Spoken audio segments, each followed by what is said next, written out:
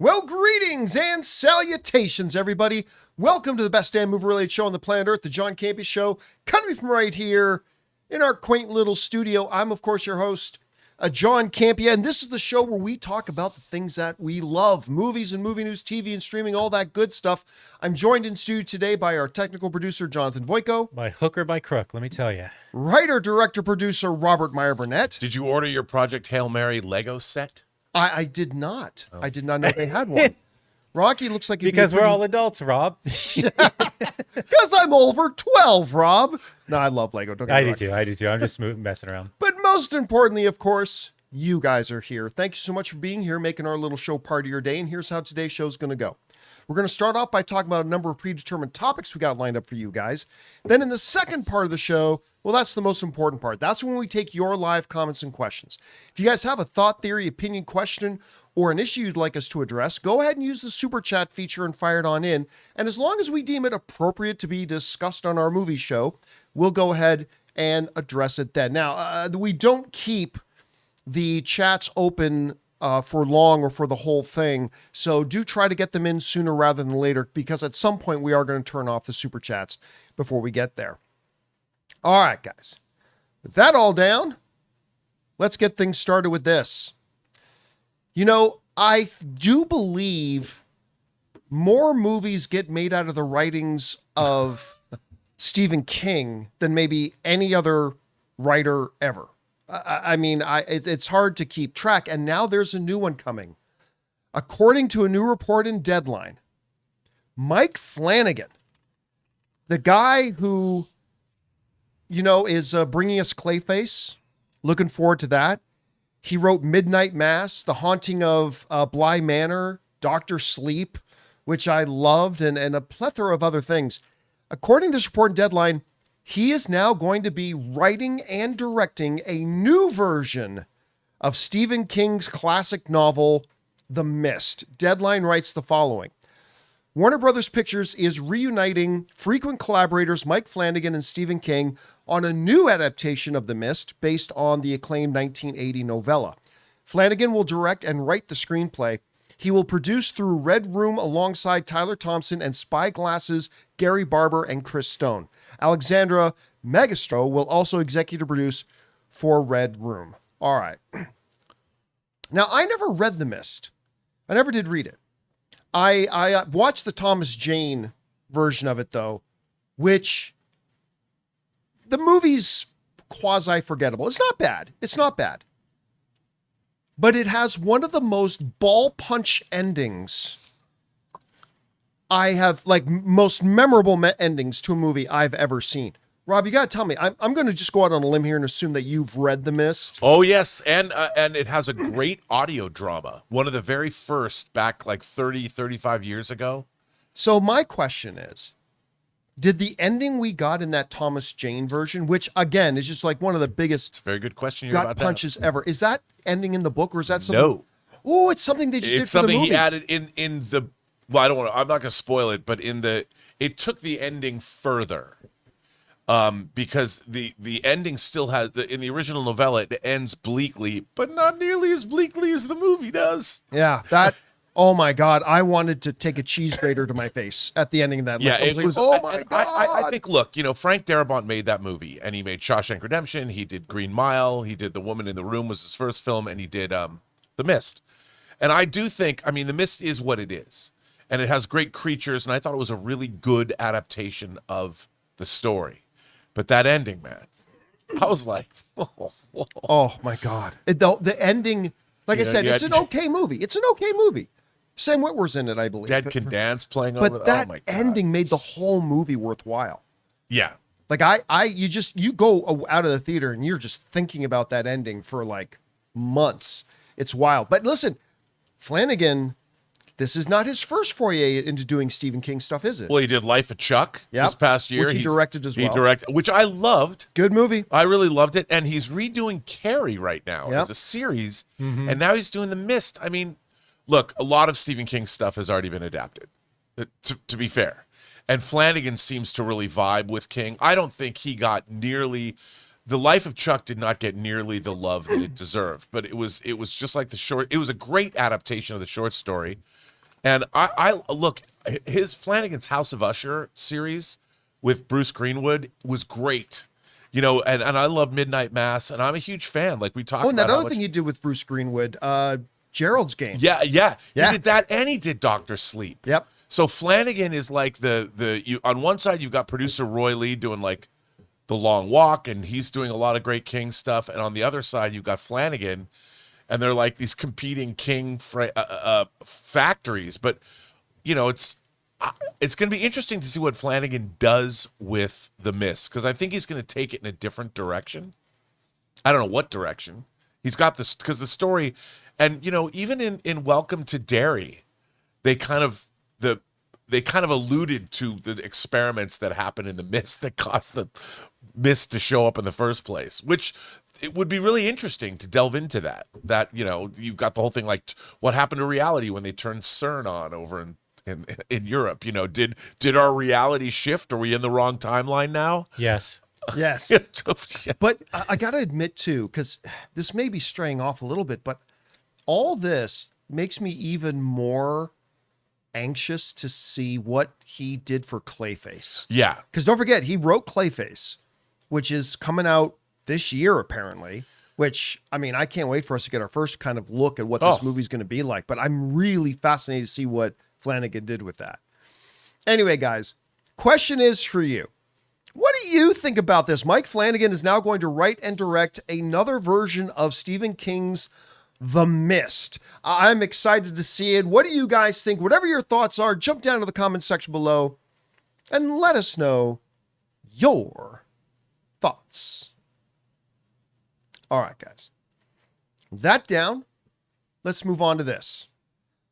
You know, if you watch my show, you know one of my most highly anticipated films is the remake of The Highlander. The Highlander, the original, with Christopher Lambert, Sean Connery, Clancy Brown. There can be only one until you make 7, but that's fine.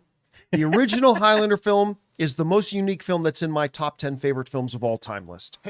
It's peak 1980s Russell Mulcahy. Who wants to live forever? It's amazing. And the best display of Queen music of all time. Anyway, movie's great. I've been waiting for a long time for them to do a remake. For many years, it was said that Ryan Reynolds was going to be doing one. That never materialized, obviously. But then we heard that my boy, Kal-El himself, Henry Cavill, was going to be doing the remake with a couple of guys from the John Wick franchise behind it. Then we found out it's actually happening. Then one of the most interesting bits of casting. We heard Dave Bautista was going to play the iconic Clancy Brown role of the villain, the Kurgan.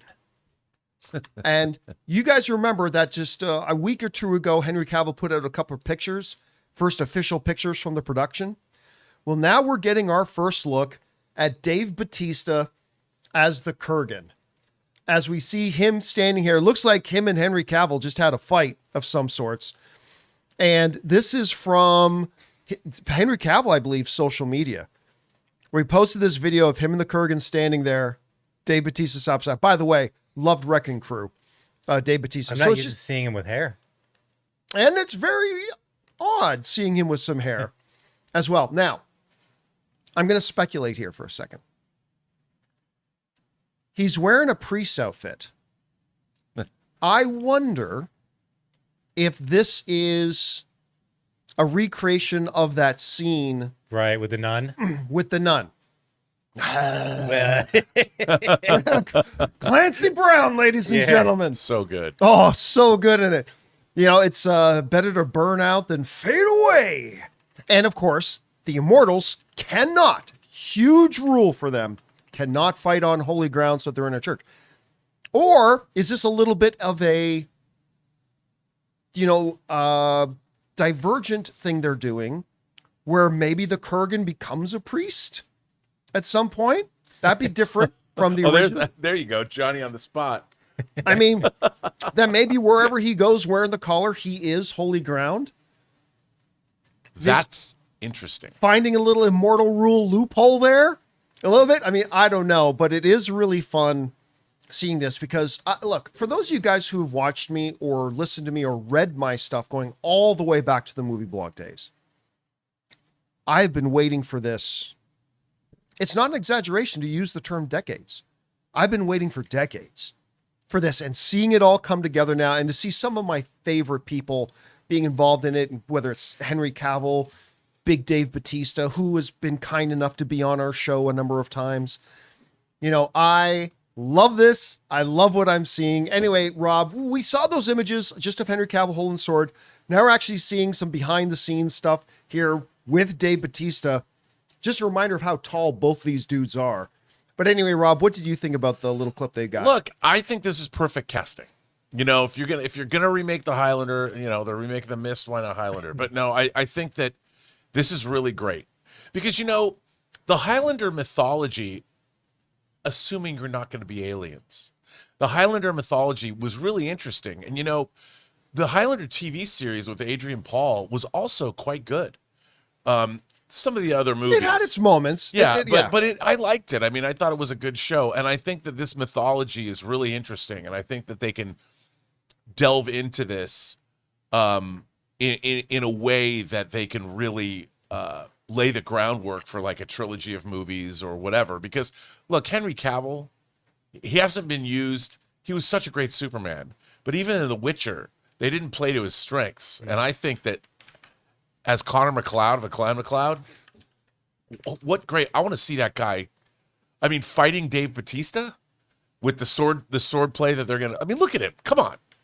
Yeah, and how much does this remind you of John Wick? Yeah, I mean, it's all of that. Which, again, should not surprise us, comes from some of the filmmaking team Yeah. behind John Wick. Yeah, but I think it's great. I mean, you remember the Highlander, the original Highlander came, it was such a music video movie. And Russell Mulcahy, who'd cut his teeth making all the great early Duran Duran videos, directed that coming off of his Australian movie Razorback, which is actually a pretty good little horror film about a killer boar.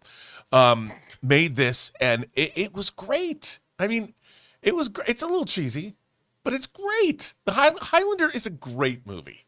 It's still a great movie. And I mean, it's got the greatest scene ever in a parking garage.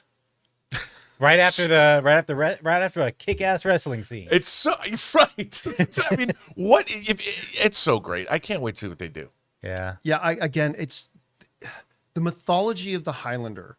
Again, ignoring that the Highlander 2 ever existed, which in my reality it does not. But just you know what the original Highlander was and its mythology? It was a perfect example of knowing what to explain and what to leave unexplained. Yeah. Mm-hmm. You know, all we needed to know in the Highlander was that throughout the ages, every once in a while, somewhere in the world, an immortal would be born. And they would discover their immortality, and their immortality would kick in the first time they die. And then they can basically never die again unless they're beheaded. And they can have incredible apartments with museums inside of them. Hey, if I was living 600 years, I would figure out a way to amass a lot of wealth. I loved how they did his house. Oh, they did so good. Yeah. So good. And just this idea that for some reason, they all just know this, at some point in the future, we are all going to feel an inexplicable pull to a foreign land where we will battle one another until there's only one left, and the one left will win the prize. Don't know what the prize is. We don't know why they get pulled. We don't know what these forces are that push them towards that. We don't know how they came up with this information. I mean, it was a great example of like what needs to be explained to the audience and what doesn't need to be explained to the audience. Like when the gathering happens, we don't need to know why. What causes the quickening? When one immortal takes the life of another immortal, he absorbs his power. Well, what power? Yeah, it doesn't need to be explained. George Lucas, please take notes. Midichlorians. Like there's just things you don't need to have explained to flesh out and feel like you have a great mythology. And this was that. Can't wait to see these guys in it. Anyway, guys, question is for you.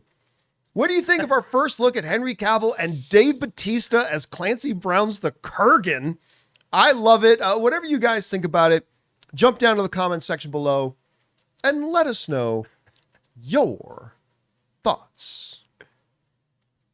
All right, guys. With that down, let's move on to this. Staying on the theme of things I can't wait for.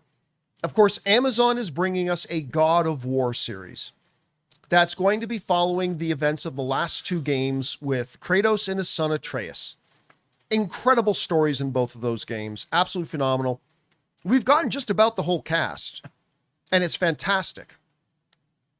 But now, we've been saying the key thing is going to be getting the right Atreus, who's going to have great chemistry with our Kratos. And they've found their kid. According to Variety, God of War live-action series has cast Callum Vinson as Atreus, and writes the following. The God of War series at Amazon Prime Video has found its Atreus.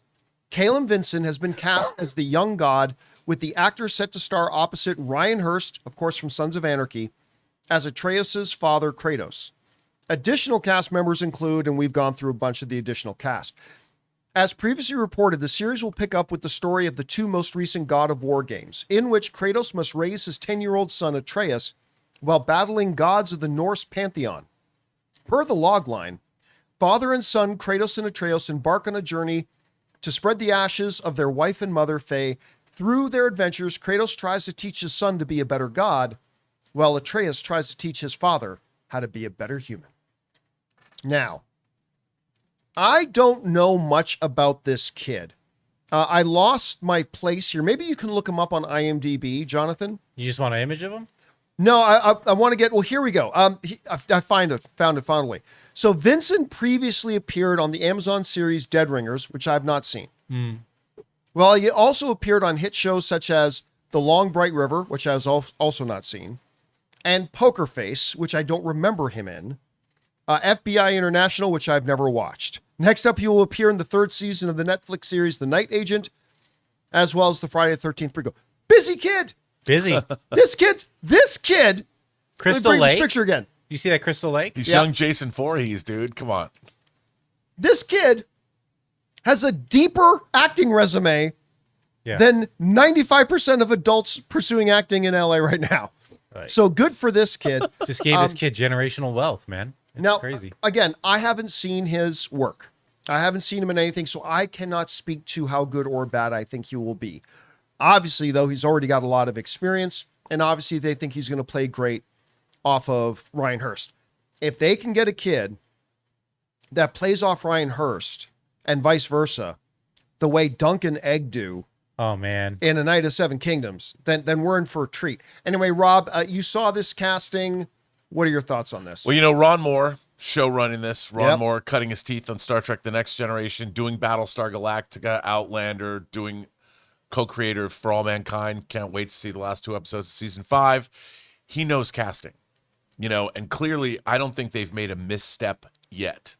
I mean, look They at this all kid. look good. We already saw this kid with an intense look on his face. Now look, he's got the endearing look on his face. And it's hard at this age because this is him honestly younger. Yeah. And in a year, he's going to look even older than, That's, you know what I mean? He's at that age. This kid's at that age where every week he's going to look different. Yeah. yeah, Like he's probably going to look a lot older when we finally Yes. see him on screen. but he's clearly got the chops, and they've clearly, I mean, they took a long time to cast him. I think one of the exciting things about this series is everybody they've cast. I mean, you couldn't have asked for a better cast. And I got to tell you, I'm really excited for this show. Oh my God, I can't Because even tell you. the level of writing that Ron Moore and the writer's room that he's going to put together for this show, I mean, if you look at it, if you apply what they've done in For All Mankind and in Battlestar Galactica and even in Outlander to what this is, I really think we're going to get the highest quality in terms of storytelling, in terms of characterization, in terms of the mythology of it all, because he knows. And I don't know why, but I've got a really, really good feeling about this show. The casting shows what it. is there not to feel good about? You have the greatest showrunner in the world doing it. You've got incredible source material. They have been nailing the casting as far as we can tell. I mean, I have yet to find, not to mention, you're talking about Amazon that's got Fallout, and they've got The Boys, and they've got whatever, and say what we want about Lord of the Rings, Rings of Power Season 1, even when they dropped the ball, they quickly made some massive improvements for Season 2. I mean, I just don't see even if I wanted to be pessimistic right now, I'm having a hard time finding something about this project to be pessimistic about. Yeah, and also it's going to be hardcore. Yes. They're not going to shy away from the gore. No, I mean, look at The Boys, look at Fallout. No hesitation. Oh yeah. I mean, oh my God, I cannot wait to see Ryan. That's still my favorite part about it is Ryan Hurst as Kratos, man. He is such a good actor. He's going to crush this thing. Anyway, guys, question is for you. What do you think about this? We now have our Loki, aka Atreus, for God of War, who's going to play alongside Ryan Hurst. I don't know if this kid's any good. I'm just going to assume that they probably did their due diligence and picked a good one. We'll see. Whatever you guys think about this, jump down into the comment section below and let us know your thoughts. All right, guys. That down. Let's move on to this, shall we? You know, with the upcoming Spider-Man Brand New Day, we're going to see the Punisher in that. We already know that. We're going to talk about Spider-Man in just a little bit here. But lest you forget, even though we're not going to see Punisher in Daredevil Season 2, we are going to get him in his own one-shot special. And now, according to reports, we've got our official title for the Punisher one-shot special. And it is the Punisher one-shot special. Oh, yeah. Now, if your first reaction is, my God, that's dumb, I had it too, but I want you to think about it for a second. This comes to us from the folks over at Comic Book Movie Right. The official product listing has also revealed the special presentation's official title. John Bernthal returns as the Punisher in the upcoming Punisher one-shot special. Is that like one shot, one kill? Exactly. Oh. On Disney Plus. Reads the solicitation text. Frank Castle is a one-man army locked, loaded, and ready to take down anyone in his way. All right. At first, you just see it, well, it's a Punisher one-shot special, and you're calling it Punisher what? But think about it. It's the Punisher. One shot. Yeah. I think that's the key term here. One shot is the whole idea about, you know, not one shot as in a limited series. One shot is one bang and down you go. And that's actually a pretty creative thing. The one downside about it is I know myself and probably a bunch of other people, and Disney Plus has always been very forthright. This is literally a one-shot special. This is a limited series. This is not going to be a recurring series. But I do think several people, including myself, were still kind of holding out hope that maybe we start actually getting a Punisher series, an ongoing series.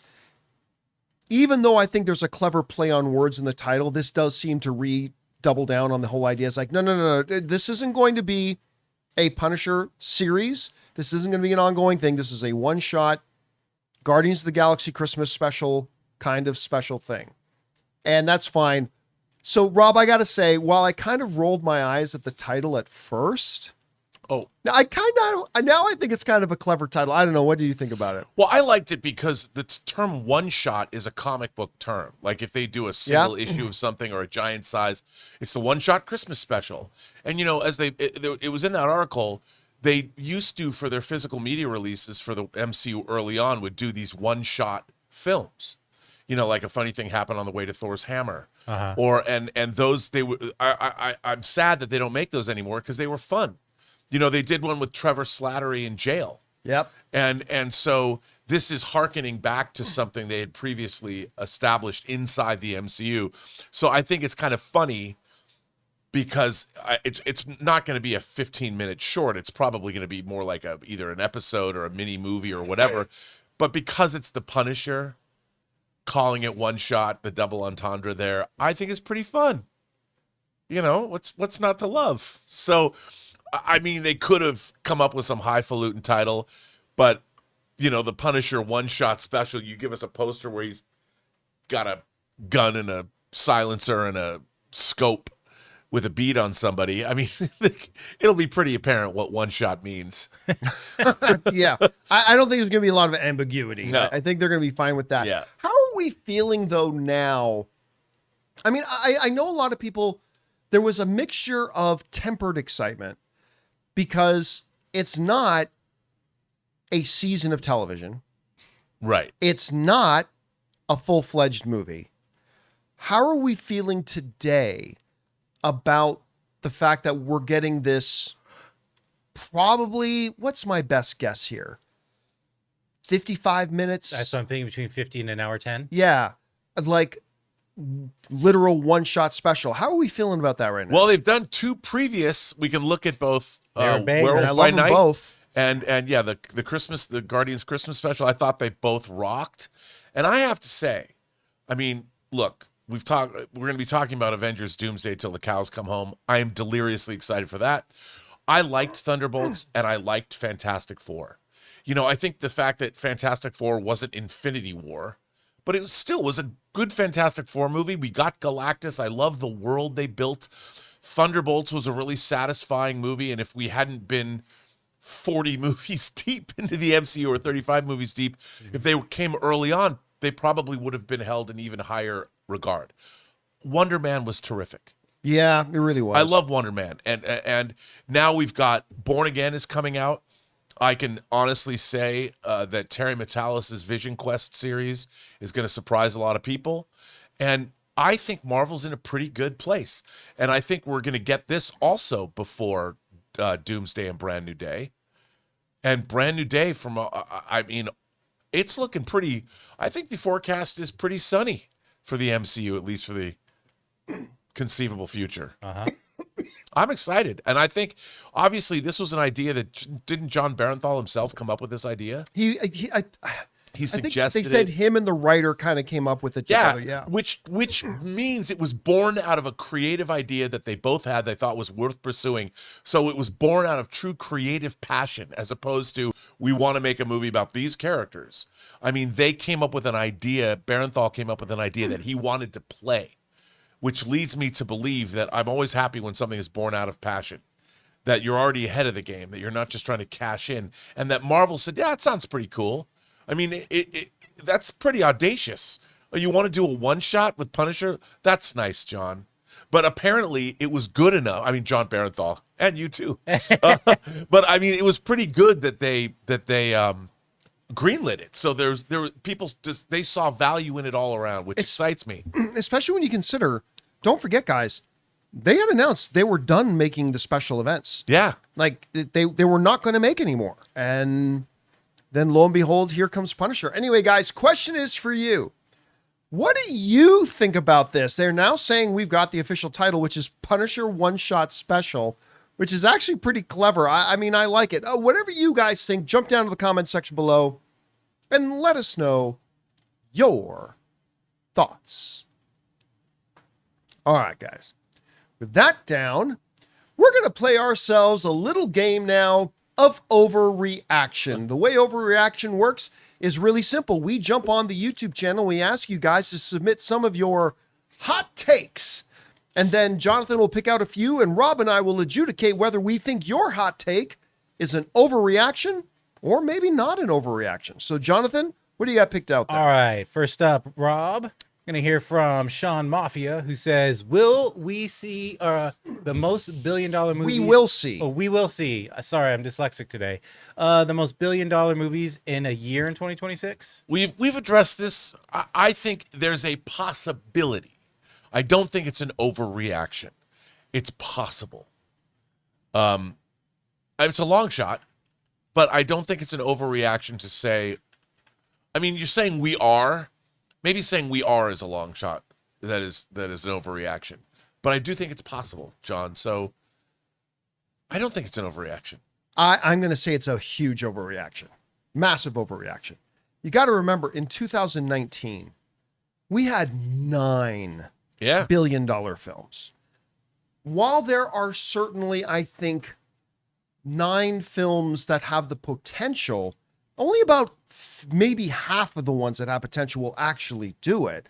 I mean, it's not going to happen. We're not going to have $9 billion films. I think we're going to have more billion-dollar films than we've had since 2019. I think we're going to have the biggest box office year that we've had since 2019. $9 billion films in 1 year. And by the way, That was the most ever in 2019. That was the most ever. There is simply, there's no way. There's just no way we're going to get 9 this year. Because that would mean not only would every big major looking film have to all get across that line, you're going to need 1 or 2 or 3 outliers also kind of surprisingly get in. The number is simply too big. If you had said 4, I'd say sure. If you had said 5, I'd say sure. If you had said 6, I'd say there's a chance. But 9, nah, we're not going to get 9. So I'm gonna personally call it an overreaction. All right, over to you, John. We're going to hear from Victor, who says the Moana live action will make more at the box office than Spider-Man Brand New Day. Woo. Oh yeah, I'm starting with me on this one, aren't we? Yeah. Overreaction. Listen, you can't underestimate the popularity of Moana. Obviously, they put out a not as good sequel, and it still made over $1 billion. But I just don't think that's going to translate into the live action. Look, is the live action one a potential $1 billion film? It's one of the potential $1 billion films. When's that one coming out? 2020, this year, right? Is Moana live action coming out this year? I can't remember. Early next year. I can't remember. Either or. 2026. Yeah, it's got a shot at $1 billion. July. It's near Spider-Man. But Spider-Man has a shot at 1.6. Yeah. 1.7. That's not a small gap. So I'm going to say, thinking that the live action Moana will make more than the live action Spider-Man, I'm going to call that an overreaction. Rob? I think it's an overreaction too. It's a tough one, but I think it's a bit of an overreaction. How do you see it doing? I think it's going to do really well. I think they're both going to do really well. But again, have we been Moana'd out? Sometimes I thought The Little Mermaid would have made $1 billion live action, but it didn't. Oh, I never thought that. I thought it could have, possibility, but Spider-Man, you're coming off on an almost $2 billion previous film. And Moana, I don't see it outgrossing the new Spider-Man movie, especially the more we hear about Spider-Man. And Spider-Man, just like Captain Marvel, is leading right into Avengers Doomsday as far as films go. I think, and Marvel's been able to ratchet up the excitement. So I do think that Spider-Man Brand New Day is going to smoke Moana at the box office. All right. What's next? All right, Rob, let's see what you got to say about Jason Williams here when he says Mando and Grogu Super Bowl ad will hurt the film's box office performance more than the quality of the actual film. I think that's an overreaction. First of all, I thought, why did they do this? Yes. But I knew exactly what they were doing at the time. Budweiser. They were doing a Budweiser and having Sam, hearing his narration. I just don't understand why they chose to do something like that. It was so dumb. Yeah, I get why they did it. I'm sure on paper and talking about it, it looked funny and clever, but that's not the audience. You're asking a Star Wars audience to relate back to the Budweiser and Anheuser-Busch Clydesdales, which is something that goes back decades and decades. It wasn't right for Mandalorian and Grogu, but I think people will forget about it. They'll talk about it for the next week and then they won't care because it didn't have really anything to do with the film. And so if it did, if they had a bunch of characters from Star Wars coming back, but it just didn't, I don't think it's going to hurt the movie. The movie has enough problems. It will live and die on its own. And I don't think that this commercial has anything to do with its success. Yeah, look, I think the Mandalorian and Grogu thing was one of the dumbest moves I've seen and again, I don't put the blame on Dave Filoni or Lin-Win Brennan because it is not the production company that makes those decisions. It's the distributor that makes the decisions on how to market a film, and that's Disney. That's not Lucasfilm, so it's not Dave Filoni, it's not Lin-Win Brennan's fault. It is one of the dumbest decisions I've ever seen. We talked about it at length yesterday. That said, saying that it will hurt the movie's performance is an overreaction. Yeah. That little thing didn't do anything to hurt the movie.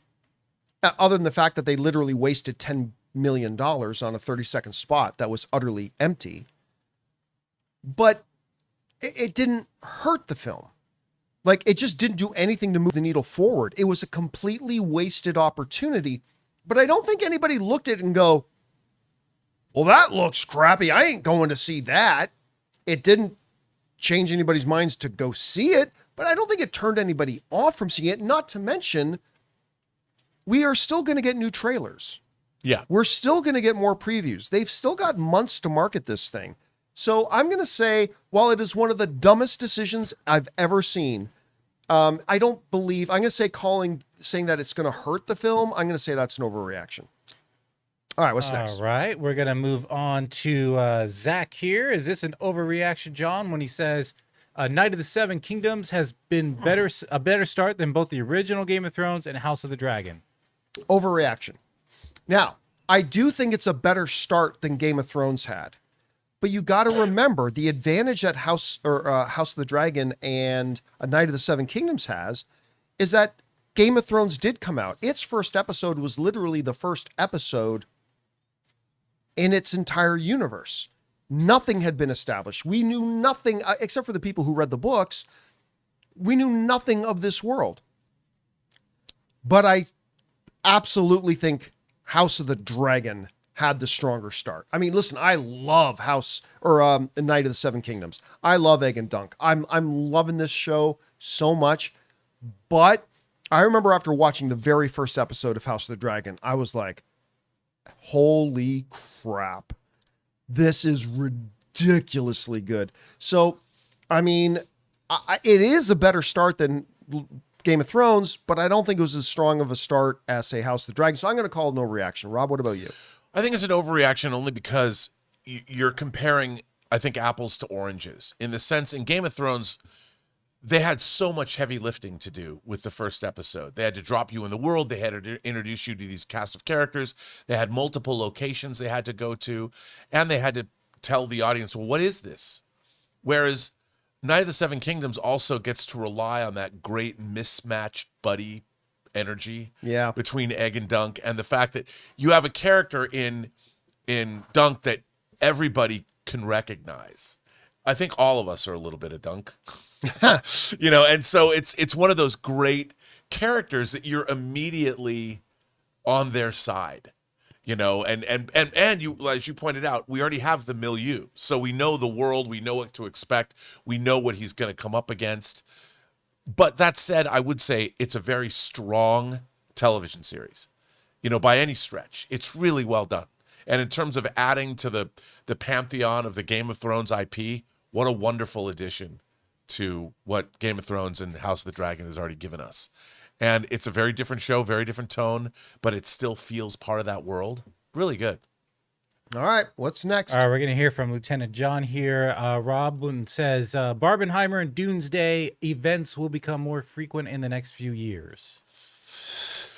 I can understand why you would say that, but I do still think it's pretty unique.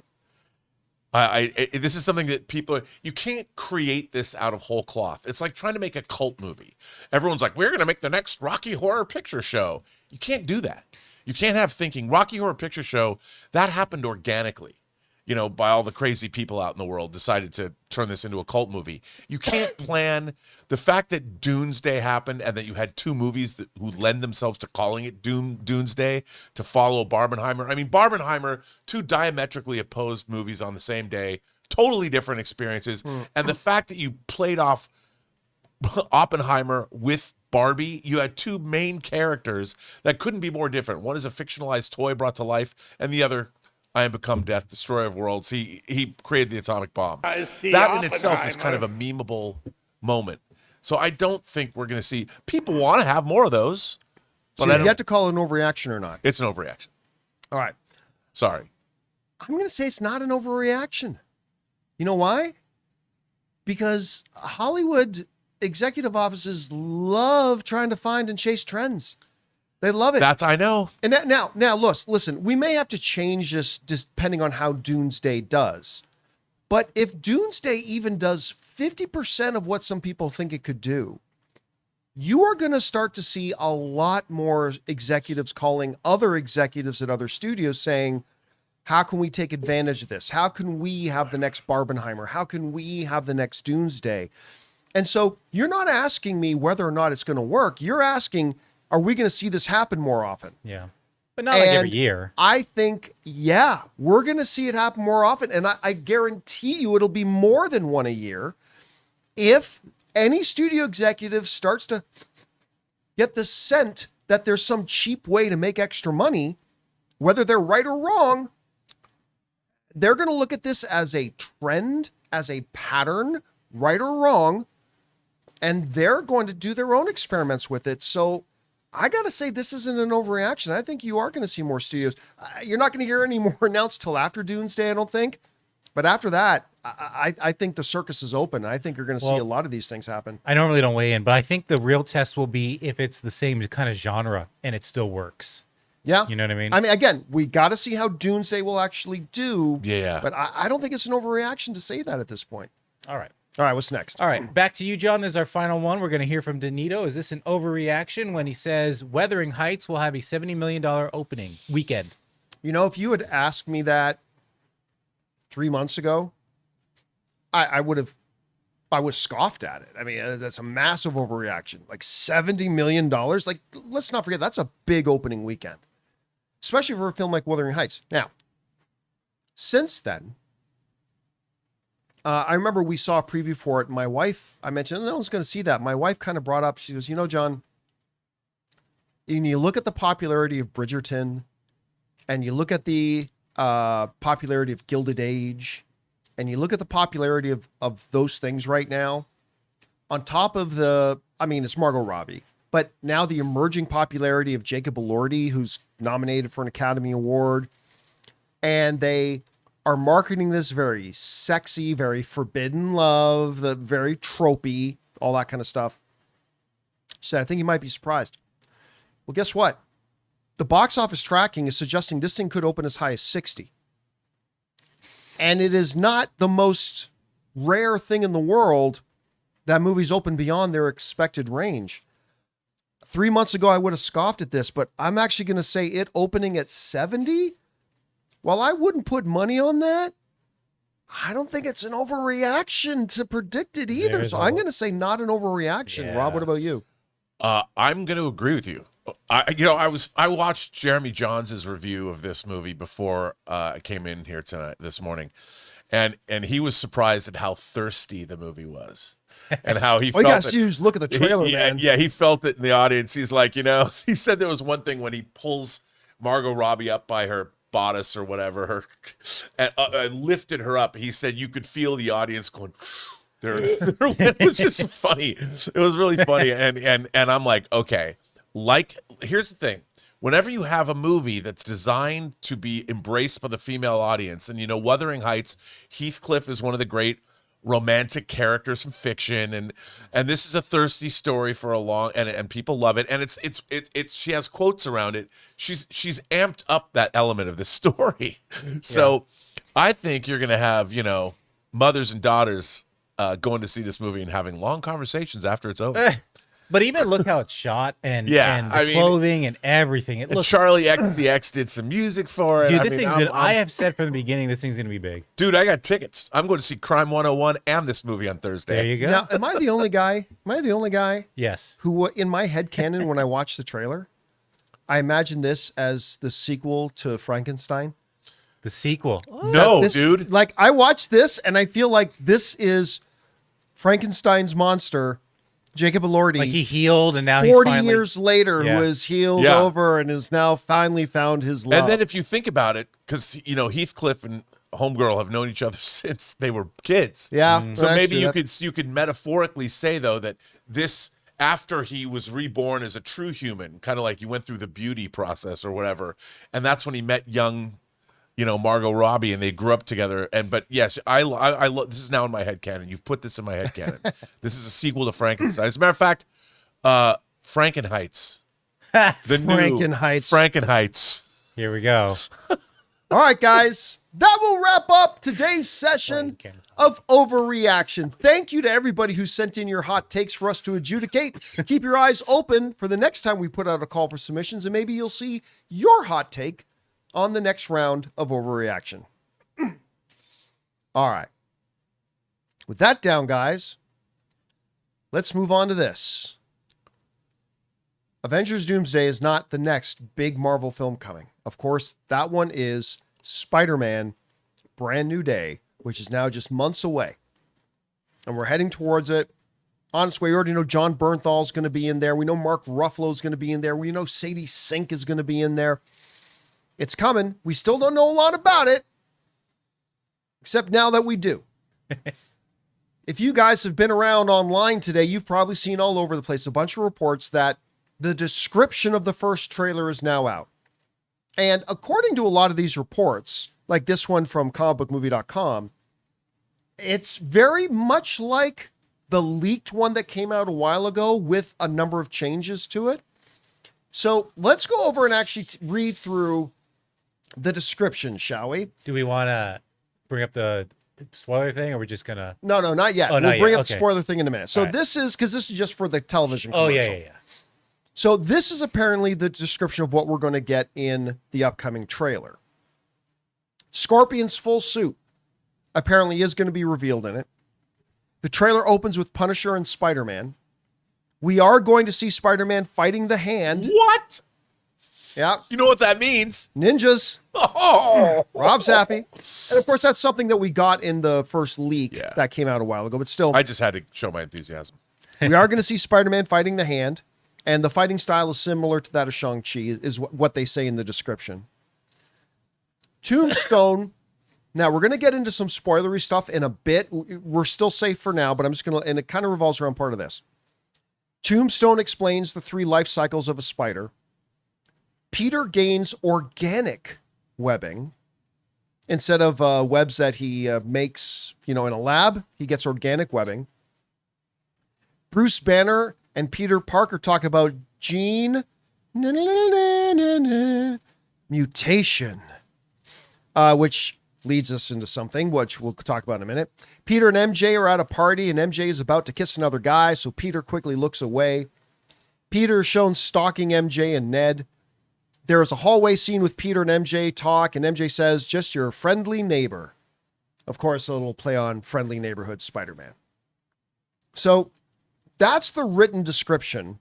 I guess some of that stuff falls in line with what we've seen in the leaked trailer. Sounds like there's a few other things added in there as well. All right. Now, I'm going to go into some things. Just so you know, I have not read the Spider-Man Brand New Day script.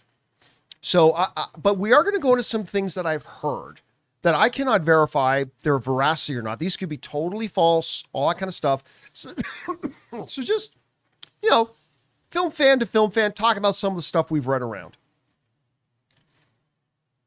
And this is where we can put up the little spoiler thing, just in case, again, these might be totally false. I don't know, but just so you know.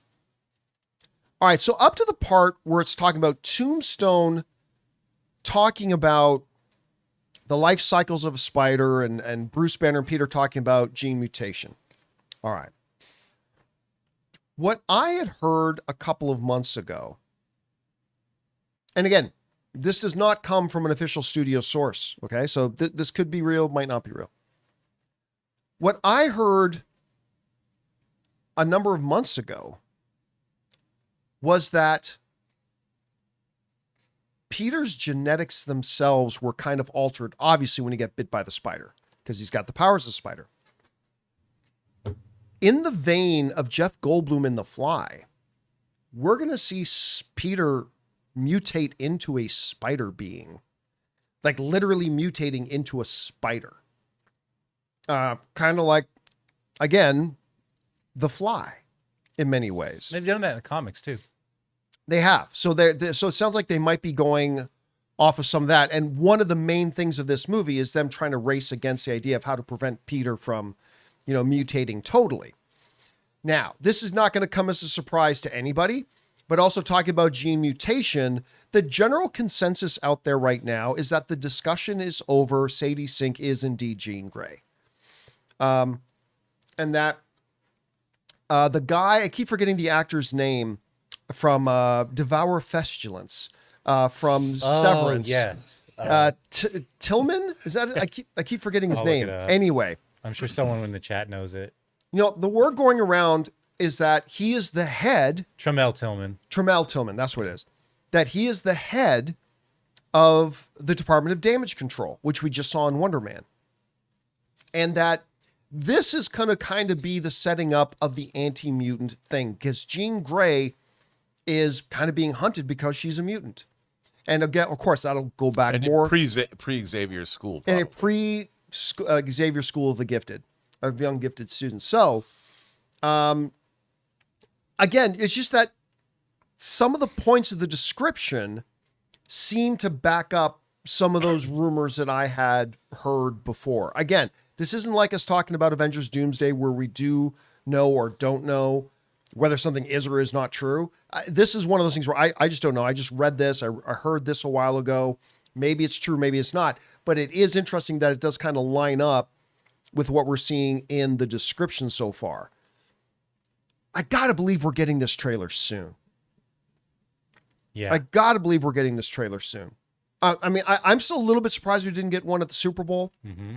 But maybe they didn't want the Spider-Man trailer to get lost in all the other stuff going Everyone on. was thinking about that Mandalorian one. Who could compete? I mean, who could compete against Mandalorian? But Disney already blew its budget on that and Hoppers, I guess.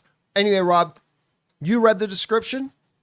What are you thinking about it? Does it line up with what you've heard about things? Does it not? I don't know. Where's your head right? I mean, to me, it sounds fun.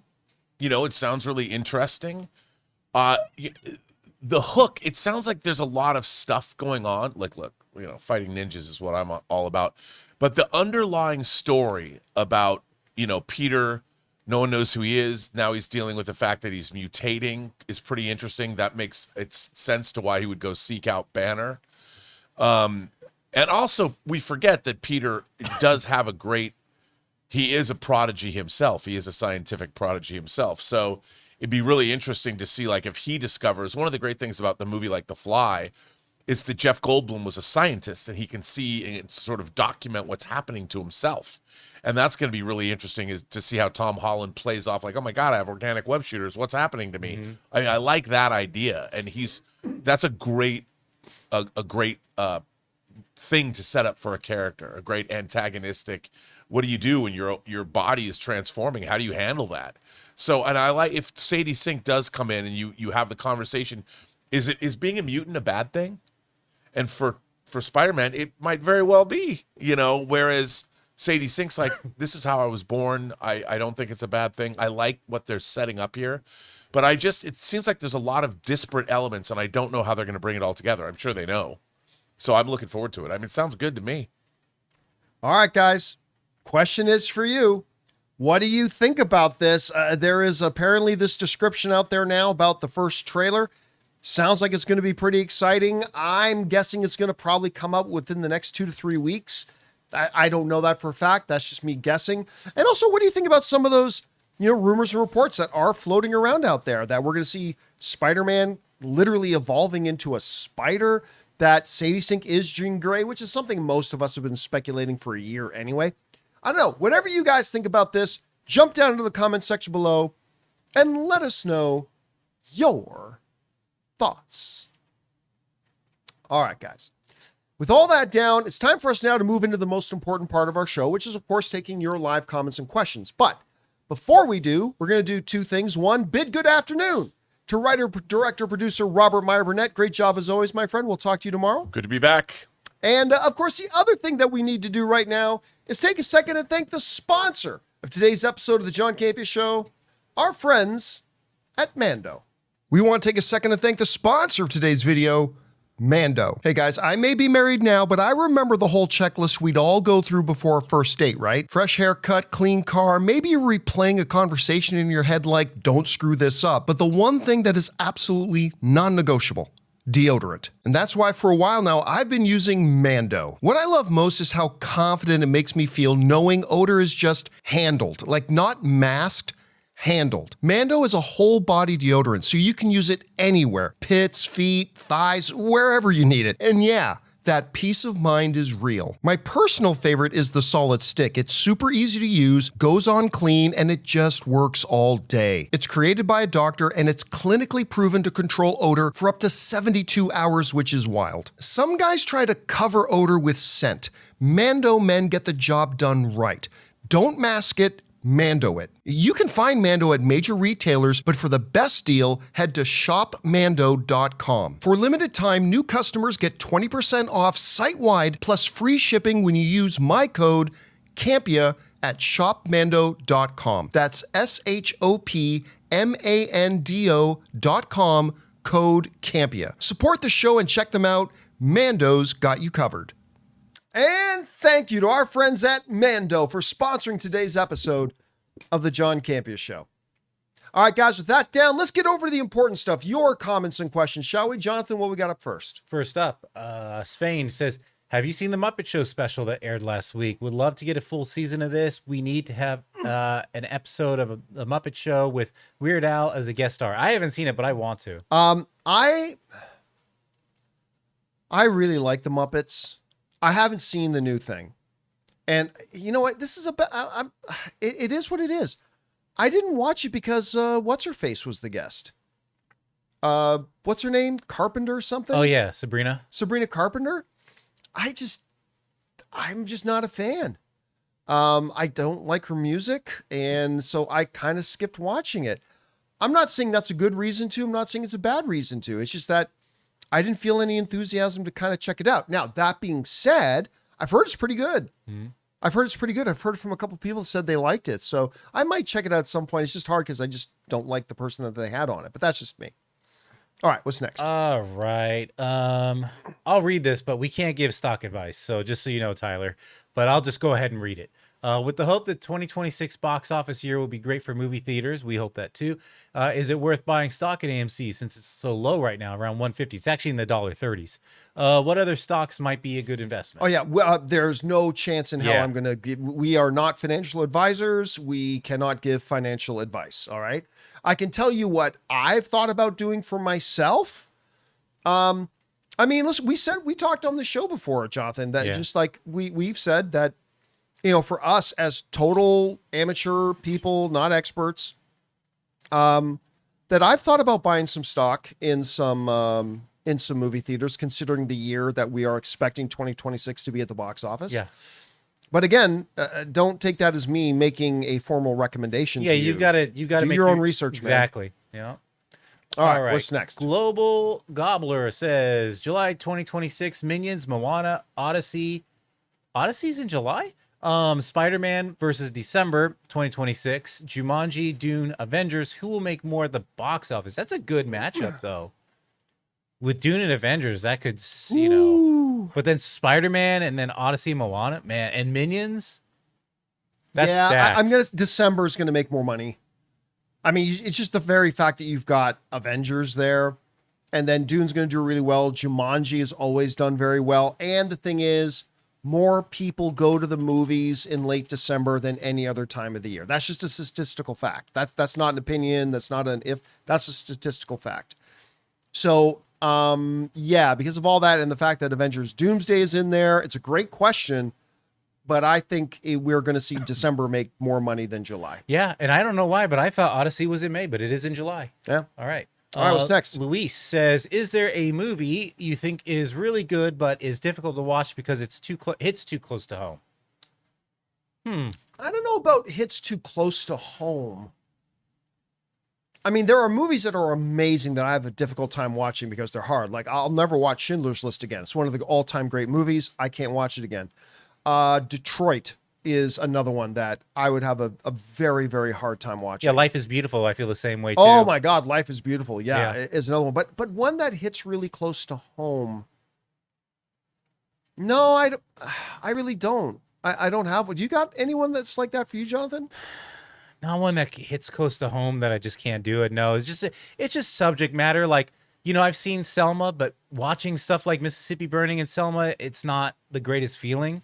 I think it's important to know and important to learn. Right, but they're really separated from our personal But experiences. yeah, from my personal experience, no. I mean, I guess that means we've had a pretty blessed life, but yeah, I don't have any that I can't watch because of that.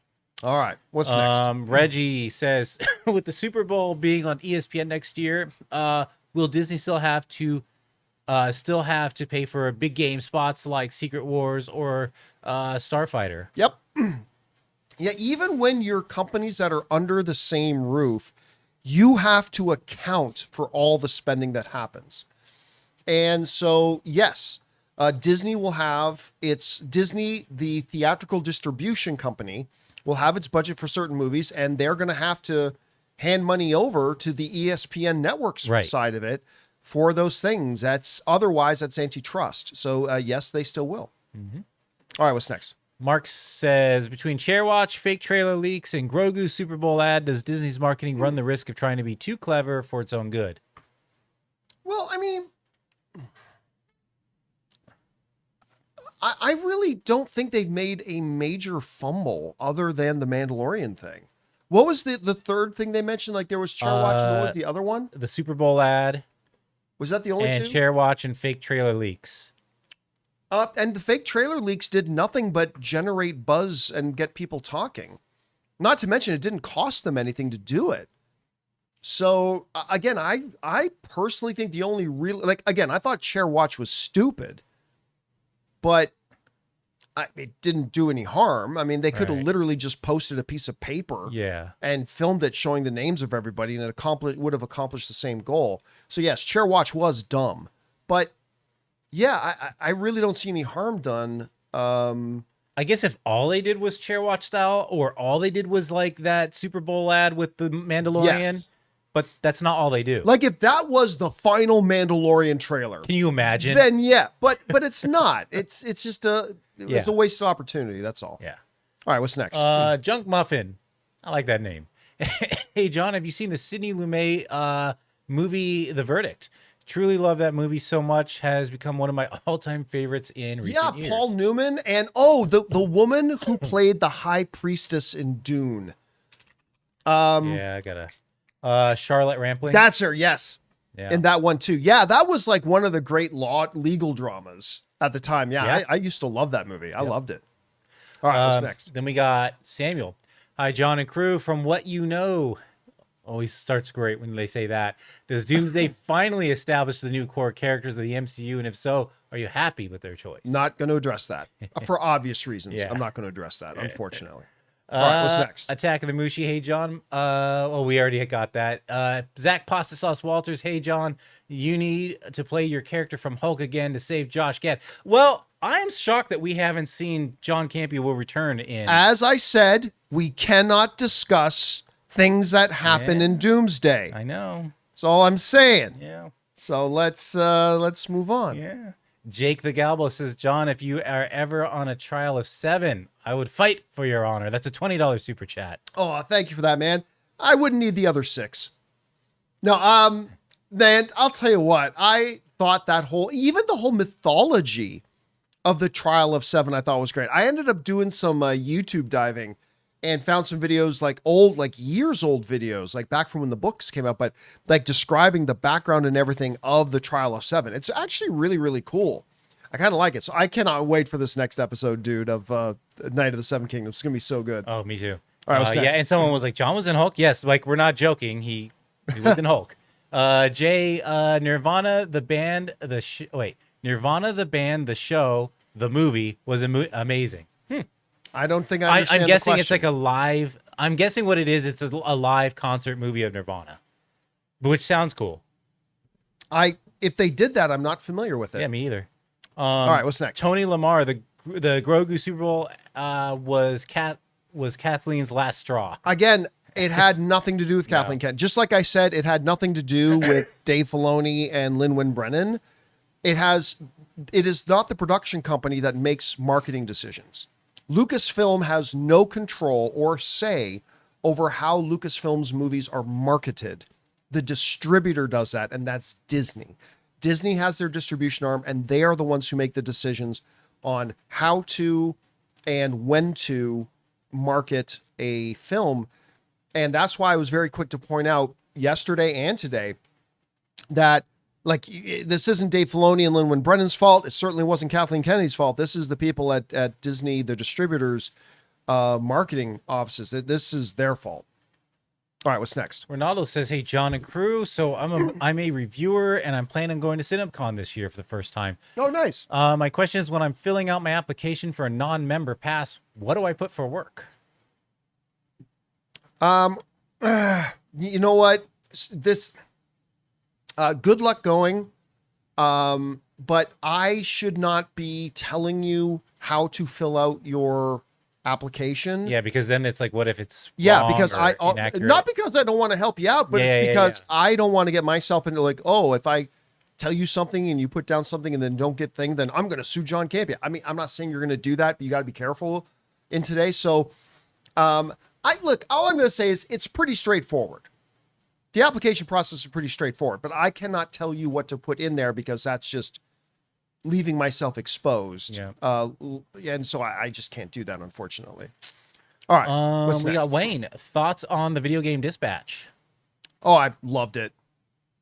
I'm not even done yet. I mean, really, look, it's more of a story than a game, to be honest with you. Although the strategy of actually doing the dispatching, it can get pretty intense. Mm-hmm. But yeah, I've really enjoyed it so far. I liked it a lot. Blonde Blazer. We got Tony says, "Apple loves Marvel movies. Did you know Siri will answer by Siri Wakanda forever?" I did not know that. That's kind of a fun little thing. That's cool. All right, what's next? Bobby Jackson, once Michael comes out, do you think we could see some of his songs and albums hit #1 in the music charts again? I don't know about the music charts in terms of sales, but on like Spotify or whatever, streaming, it'll pop again. The answer is yeah. But they're going to sell a soundtrack to this movie, and that will probably chart. So, and I think right. you might see some of the singles chart too. Like now, #1's hard, but climbing right up there and getting on the charts again, yeah, I could totally see that happening. 100% I could see that happening. Buck's Basement. Speaking of trailers, One Piece Season 2 had a fantastic trailer just released. Have you seen it? Nope. Haven't watched it yet. I really like Season 1, and I'm looking forward to watching Season 2, but it's not like I'm crawling up the walls to watch trailers or anything right now. I'll look forward to watching Season 2, but I haven't seen the trailer for Season 2 yet. Got Gold Kinder. Giovanni, I got a Doom sweater and Bring on a Filthy mug this past Christmas. Oh, which nice. Made my holiday. Been watching since the AMC days. Wishing you an great day from New York City. Oh, thank you so much, man. I appreciate that. That was our last, but I know you didn't. Let me recycle here. I didn't realize I was already there. Yeah, Anne is actually having a great day already. Her and a friend of ours went to go to Disneyland today because I don't go to Disneyland. Yeah. But my wife Anne, she still loves going, so she's off doing that today. So thank you so much for that, man. I really appreciate that. And I refreshed, and that was the last. All right, great. One, so. And guys, that'll do it for today's installment of the John Campea Show. Thank you so much for being here and making our little show part of your day. Big special thank you to all you guys who sent in the questions, #1, because you gave us great fun things to talk about. But #2, you supported the show as you did it, and all of us involved with the show. Thank you guys so very much for your support. Big thanks again, of course, to Robert Meyer Burnett, our technical producer, Jonathan Voico. See you guys soon. My name's John Campea, and until next time, my friends, bye-bye.